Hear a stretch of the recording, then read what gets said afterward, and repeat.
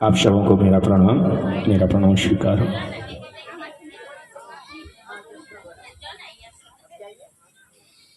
हम सभी अभी एक विद्यालय में बैठे हुए हैं और ये विद्यालय है शिव की शिष्यता। हमको तो कुछ आता जाता तो है ही नहीं, लेकिन जब से शिव गुरु की शिष्यता में हमने शिष्य भाव देना शुरू किया, तब से समझ में आ रहा है कि गुरु क्या होते हैं। सभी जितने भी बैठे हुए हैं, सभी के बच्चे स्कूल जा रहे हैं ना? जा रहा दीदी सभी का? तो बच्चे को एक यूनिफॉर्म दे दिया जाता है, मतलब ड्रेस होता है तो, और वो बच्चे को ड्रेस पहना करके स्कूल भेजते हैं ना। लेकिन हमारा आपका ड्रेस है कहाँ? कहाँ ड्रेस है? फिर क्यों नहीं है सभी के हाथ में? अगर कंगन शिव की शिष्यता की एक यूनिफॉर्म है तो सभी के हाथ में क्यों नहीं है? कहता है सोच बदल दिए सितारे बदल जाएंगे। शिष्यता है, कोई ऐरू गैरू चीज नहीं है। यहाँ कहा गया है कि भगवान शिव की शिष्यता, इसमें भगवान स्वयं गुरु है। लेकिन किस गुरु की बात कर रहे हैं? जो फोटोवा लगा दिए उसका? फोटोवा में है क्या महादेव? सोच बदलिए। अभी एक भाई बोल के गए थे क्या, जो तो जीव तो शिव। और यहाँ के एक बहुत बड़े संत कहे, बंगाल की धरती के, बंगाल के धरती के संत कहे हैं, जो तो शिव जो तो जीव तो शिव। यानी हर इंसान के अंदर शिव है। हमारे शाह कहते हैं, हमारे मालिक कहते हैं कि तुम शिष्य भाव देना शुरू करो, तुम शिष्य भाव देना शुरू करो, आपके अंदर में गुरु भाव पर प्रबल होगा। तो हम लोग शिष्य भाव देते हैं, समझे ही नहीं है कि शिष्य भाव है क्या, गुरु भाव है क्या। नहीं समझे हैं। क्यों नहीं समझे हैं? क्योंकि हमारे आपके बीच में उसे गुरु भाई बहन का सानिध्य प्राप्त नहीं हुआ है, उनके साथ में हम बैठे नहीं हैं। इसलिए हम लोग बैनर लगा देते हैं, फोटो लगा देते हैं, पूजा पाठ विधि सब कर लेते हैं। बहुत सारे गुरु भाई बहन ने बोले कि शिव की शिष्यता पूजा पाठ से भिन्न है। सचमुच में भिन्न है। गुरु हैं, अदृश्य है, वो कोई शारीरिक गुरु नहीं है। तो हम लोग को एक पहला नंबर यूनिफॉर्म पहनना चाहिए। जो गुरु भाई एवं गुरु बहन कंगन नहीं पहने हैं, पहनिए। इससे आपका ही फायदा होगा, हमारा फायदा नहीं होगा। हमारा बिजनेस नहीं है कंगन का जो कि हमको फायदा होगा, फायदा आपको होगा। ये 12 कहते हैं ना कि 12 दाना का कंगन है। 12 दाना का कंगन क्यों पहना जाता है? 12 दाना का कंगन क्यों पहना जाता है? क्यों? 12 ज्योतिर्लिंग इसलिए, 12 सूर्य है इसलिए, या 12 राशि है इसलिए?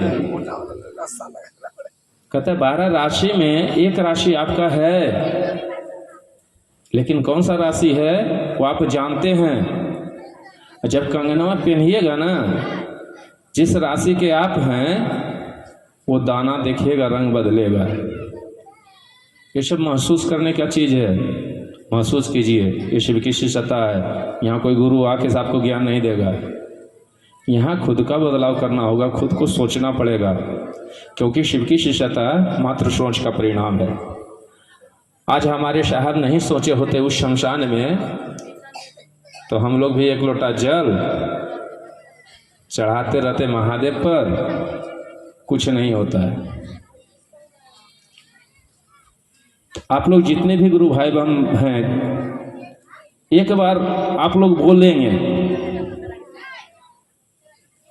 सचमुच वो बोलेंगे, सभी को बोलेंगे, बोलिए हे शिव आप मेरे गुरु हो, मैं आपका शिष्य हूं, मुझ शिष्य पर दया कर दीजिए, मुझ शिष्य पर दया कर दीजिए, मुझ शिष्य पर दया कर दीजिए।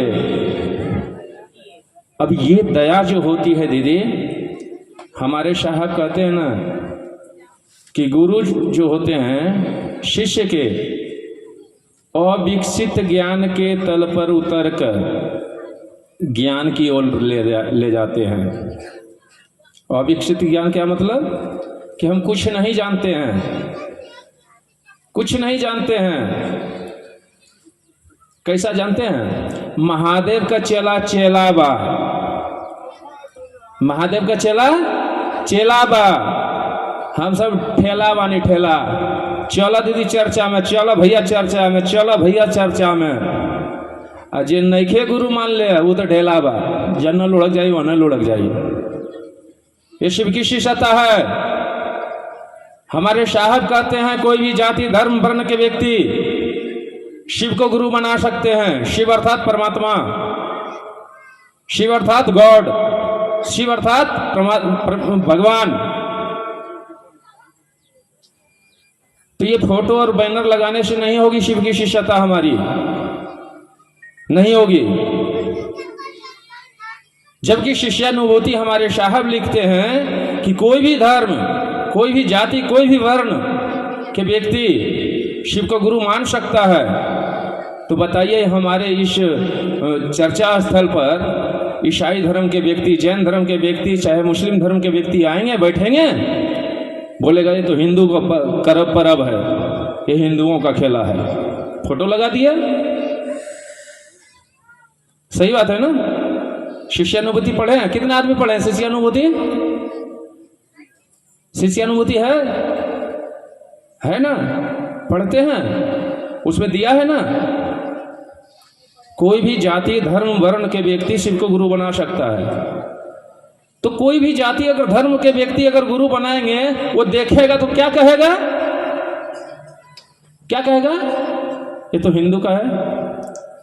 हम लोग अभी जैसे बैठे हुए हैं, सभी माता अपनी माँ के ऊपर सिंदूर भर लिए, बहुत सुंदर। मालिक महादेव की दया हो, आपका सिंदूर अमर रहे, कोई दिक्कत नहीं है। लेकिन बताइए एक मुस्लिम परिवार की बहन आएगी, एक जैन परिवार की बहन आएगी, यहां पे बैठ के आएगी क्या? क्यों नहीं आएगी भाई? स्कूल है नहीं, सामने स्कूल है, वहां हिंदू मुस्लिम बच्चे के पढ़ाई नहीं होती है? पढ़ाई होती है ना। शिक्षक सभी को एक समान ज्ञान दे रहे हैं कि नहीं दे रहे हैं? दे रहे हैं, उसमें भेदभाव नहीं है। तो शिव की शिष्यता में भेदभाव नहीं है, पहला पॉइंट। शिव की शिष्यता में कोई भेदभाव नहीं है, क्योंकि हमारे साहब ही शुरू से कह दिए हैं कोई भी जाति धर्म व्यक्ति शिव को गुरु बना सकते हैं। तो हम लोग ये आडंबर क्यों करते हैं?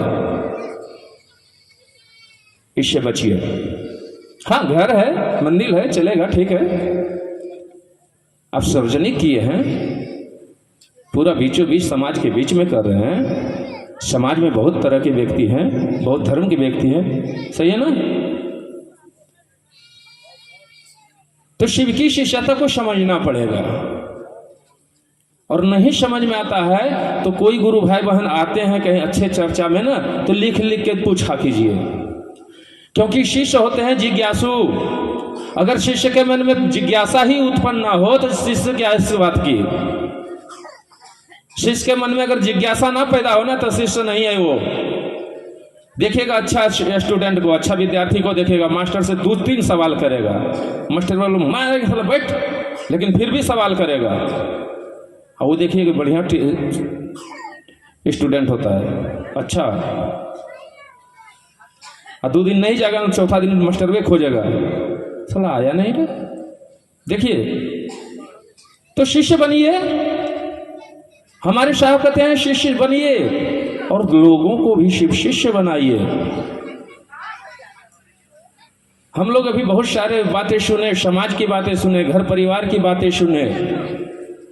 हमारे साहब तो इतना भी कहते हैं वो महादेव है, वो देवाधिदेव है, आपकी लौकिक घटनाओं के क्रम से भी समझ देते हैं, लेकिन हमारा आपका शिष्य भाव रहेगा तब न समझने योग समझेंगे।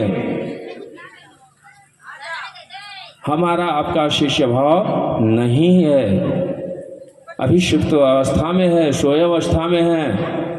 हम लोग जागरण भजन करते हैं, जागरण भजन करते हैं ना। एक देखिए वो माता जी बैठी हुई है, वो देखिए माता जी बैठी है ना, कृष्ण यानी कृष्ण धर्म से दीक्षा ली हुई है। देखिए माता जी के बैनर, पहचान में आ जाएगा ये कृष्ण के दीक्षित है ना माता जी। लेकिन आप लोग के क्या बैनर है, कोई है प्रूफ? देख लीजिए पूरे समाज में एक बैठी हुई है माता जी। आप लोग भी कृष्ण अगर भक्त बनिएगा, चाहे कृष्ण से दीक्षा लीजिएगा, तो आपको भी एगो माला पकड़ा देगा, एगो झोली पकड़ा देगा, तो घूमते रहिएगा। तब तो बोलिएगा कि आडंबर है। सचमुच में दीदी आप अपने गर्व से कह सकते हैं, सीना ठोक कर कह सकते हैं, हम महादेव का चेला है, मेरे हाथ में कंगन है। सीना ठोक कर कहिएगा, मेरे हाथ में कंगन है, हाँ हम महादेव के शिष्य हैं। और ये शिष्यता हमारे साहब की देन है, जिसने राजमार्ग को यानी पगडंडियों को राजमार्ग बना दिया।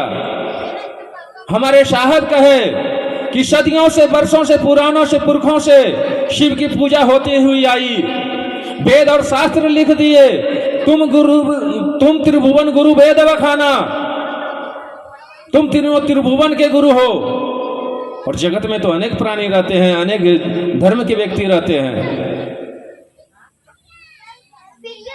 तो बताइए दीदी कि हमारा आपकी पहचान कुछ भी नहीं है।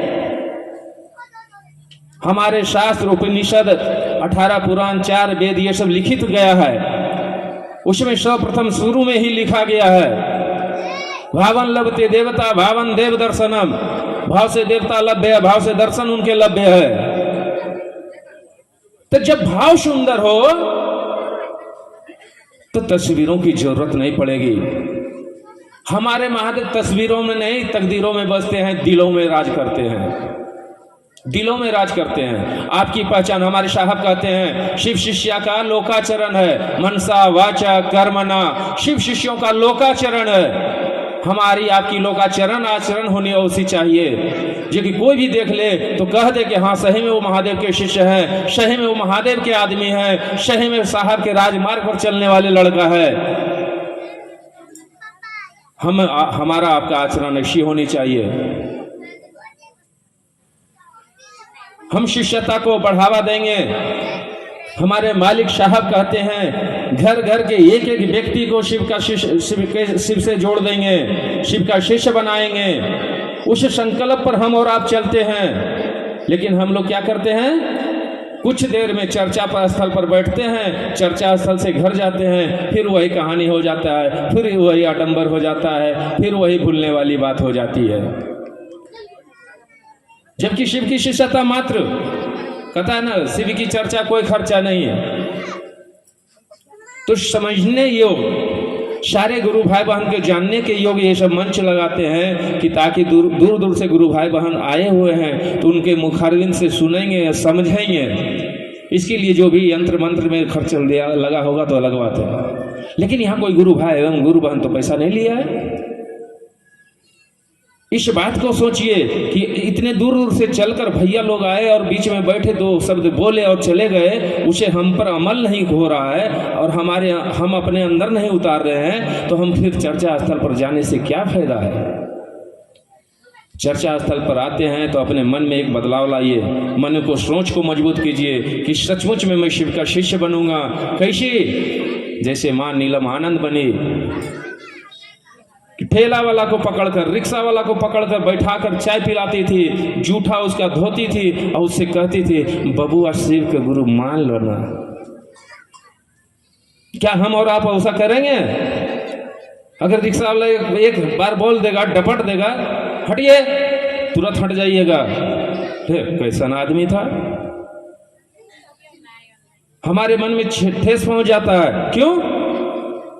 जब गुरु चर्चा की ओर जाते हैं, लोगों को जोड़ने के लिए जाते हैं, चाहे सड़क पर खड़ा होकर गुरु काज करते हैं, तो पहले मन में डाउट हो जाता है, क्या फिर क्या कहेगा?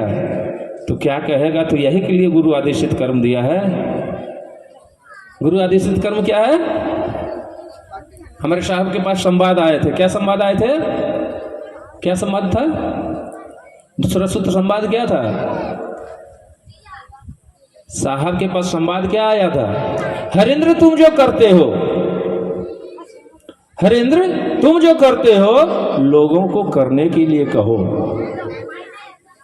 लेकिन हम और आप कहां करते हैं? उसी संकल्प को, साहब का संकल्प है, दीदी का संकल्प है कि एक एक व्यक्ति को शिव का शिष्य बनाएंगे, और उसी में हम और आप हैं। 5 करोड़ गुरु भाई बहन आज तक शिव की शिष्यता में हैं। लेकिन जैसे हम लोग गुरु काज की ओर चलते हैं तो मन में पहले ही ठेस आता है, क्या कहेगा? सही है ना? किसी को बोलने से पहले सोच लेते हैं क्या बोलेगा। कल हम लोग चर्चा में गए थे,